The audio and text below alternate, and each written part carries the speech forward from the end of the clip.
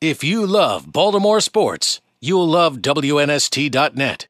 Nobody took anybody lightly this week. We all knew what we were in for, and this was just sometimes it's a week-to-week league. They just came out and they beat us. There's nothing they can be said. I wouldn't have practiced anything different. I wouldn't have done anything different in the week. I don't think the team would have. The only thing we would have done different is maybe played the game different. But hindsight's 2020. You know, they had some schemes and some things that they did. We didn't know what they were going to do. They had some wrinkles, and they went and did them, and they went and executed. So, you know, the only thing that I do different is, you know, maybe try to do some adjustments at halftime. But we weren't able to do that, and they just came out and beat us. It was actually a lot closer at halftime. They played us a lot better in the second half, so that's when they really won the game. So even if you did make adjustments at halftime, you know, they did all their damage in the second half anyway, so what are you going to do? Now, Brendan, you being a veteran, you've been through a few of these over the years. Does it get easier as you go through your career to get over the losses quicker, and then using that experience to help some of the younger guys that, hey, you can't be too low, we got to turn the page, the St. Louis Rams are coming up, let's learn from it, but we got to move on? Yeah, well, I think you're just gonna feel bad. That's just the way it is. You're gonna feel bad. You know, when you get to practice by Wednesday and you already saw the film on Monday and you had a great day off on Tuesday after a win, then, you know, Wednesday we hand out some awards, or maybe later in the week we hand out some awards and whatnot for all the guys that had the best games. But you don't have that on a week when you lose. Right. You know, and we always preach consistency and whatnot, but that's one of the things. If you lose, you're not getting any awards during the week. You're not going to get any free meals. You know, you're not going to be buying your offensive linemen. They got you 100 yards. You're not going to take them all out to a nice steak dinner or anything like that. That's not happening on a week when you lose, you know. So the week is a little bit different when you lose, but, you know, on Wednesday you get to work and you have a little bit more vigor, a little bit more urgency after a loss. So, you know, you grow in your losses, and either way, you know, you have to attack your opponent and do all your scouting, watch your film, and pay attention to detail and do all those things. But sometimes when you lose, those things kind of get honed up, and you kind of get back to basics and fundamentals, and you hone up on those things a little bit more, and the coaches preach those things a little bit more when you lose.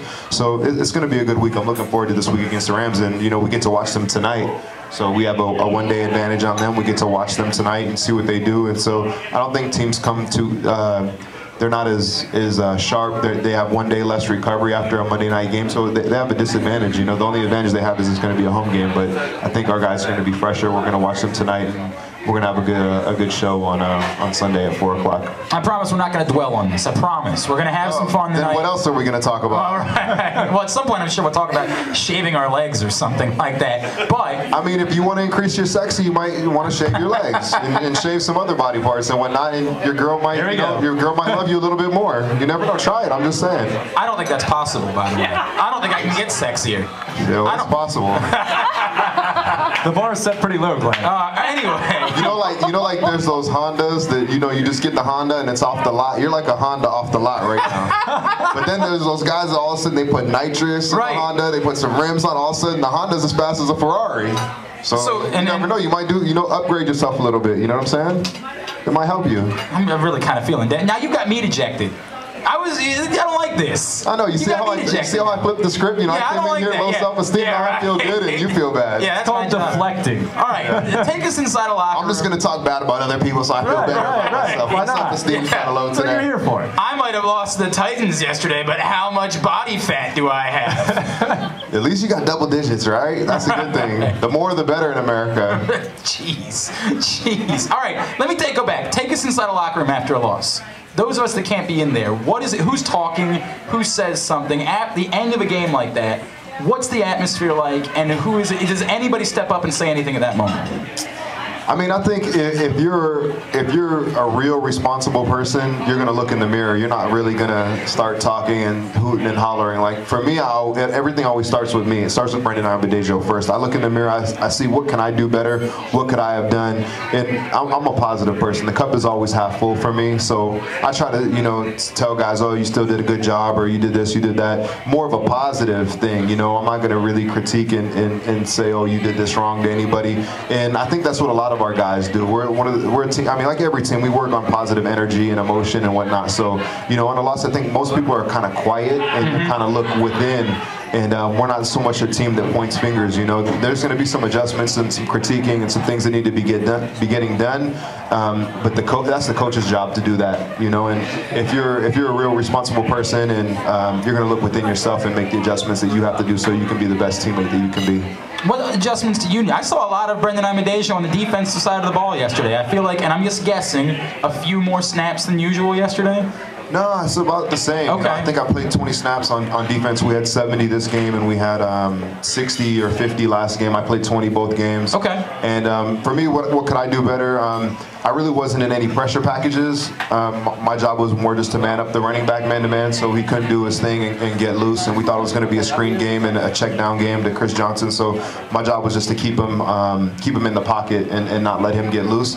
But you can always do more. So when I looked at the film, when he picked up one of our other linebackers or one of our D linemen, I probably could have snuck in there and maybe got a hit on the quarterback here and there. That's probably the most I could have did better. And then a couple plays on special teams I could have played better as well. So I had about 40 snaps. I probably could have played better on about 5 snaps. Okay. Would that have won the ball game? I don't know. But Right. but if everybody does a little bit, maybe that turns into a lot. Is there any way we can get you to go man up against Kenny Britt? Like, would you have been able to handle that matchup? I mean, I would have did my best, but the type of player that I am, I'm going to get up in somebody's face. I'm going to be real close, and they're going to know I'm going to be around them all the time.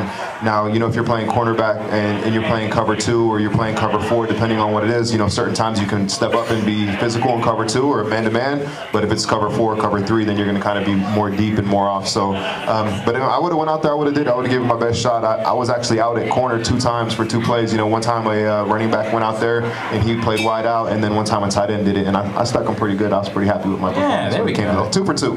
Now, Brendan, with pass coverage, I mean, typically we think of corners, we think of safeties, but as a linebacker, you coming in for the nickel, coming in passing situations, how big of a challenge, and you partially answered it just now, how big of a challenge is it as a linebacker, happen to cover a tight end, happen to cover a running back, especially some of these running backs like Chris Johnson who can run a 4.2 40, and they just seem to get faster every year? Yeah, I think the advantage that I have is Chuck Pagano's defense. So one play I can line up over a tight end and I'll be blitzing. The next play I'll line up over a tight end and I'll be covering the tight end.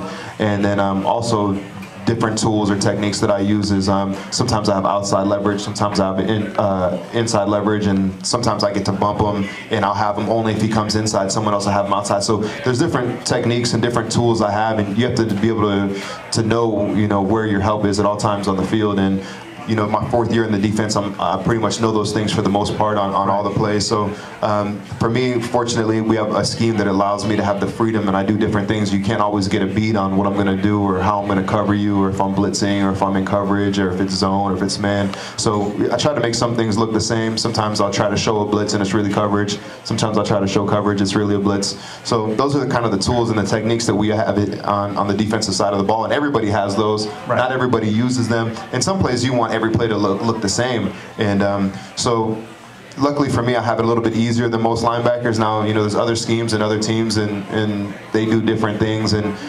if the guy's lined up on the tight end, every time he's got the tight end, it makes your job a little bit harder. But for me, there's a lot of disguise in our defense, so it makes my job easier. So and it makes it a lot funner too. Yeah, that's the thing about defense, especially if you're playing against someone like Peyton Manning, you want to show him the same look every time, regardless of what it is. And then on the flip side, they show you the same look every time, and sometimes it's a run, sometimes it's a pass. If it's a run or if it's a pass, their tight end is going to do the same thing. He's going to do this little release, this little weird release thing like it's a pass every time, and it's a run. He's not going to block anybody. He's just going to do it like a check release and make you think it's pass and try to get you to suck you out so the running back can cut it up inside you. So that's the fun part about the game. It's really like a game of chess. Exactly. Yeah. It's a chess match. And people don't understand. They think it's just a bunch of people out there smash mouth and it's physical and it's brute and we're fat and some guys are fat and sweaty and nasty and other guys are just muscly meatheads, and it's not really like that at all. It's really a cerebral game, and it makes it really fun. Are you a chess player at all, Brendan? Negative. I can't do it. No chess. One more thing. No chess. No golf. Can't do it. I want to challenge you to chess at some point. I am determined to find something that I can defeat. I want to be better than you. Why would I do something I don't want to? Let's do something we both like to do, and then it's a challenge. Okay. Well, what do you? You're really good. We can play Words with Friends. How about that? That's a good game. I'm not any good. I'm not very smart. Yeah. I'm not very smart. You're way smarter than I am. His vocabulary is not diversified. We're gonna keep working on this. It is Monday Night Live. We are out at High Tops. He is, the nasty one wants to make sure he gets it in. And Brendan Ayanbadejo, Luke Jones, Glenn Clark, Nestor will join us next. We continue on the station where we never stop talking Baltimore sports. If you love Baltimore sports, you'll love WNST.net.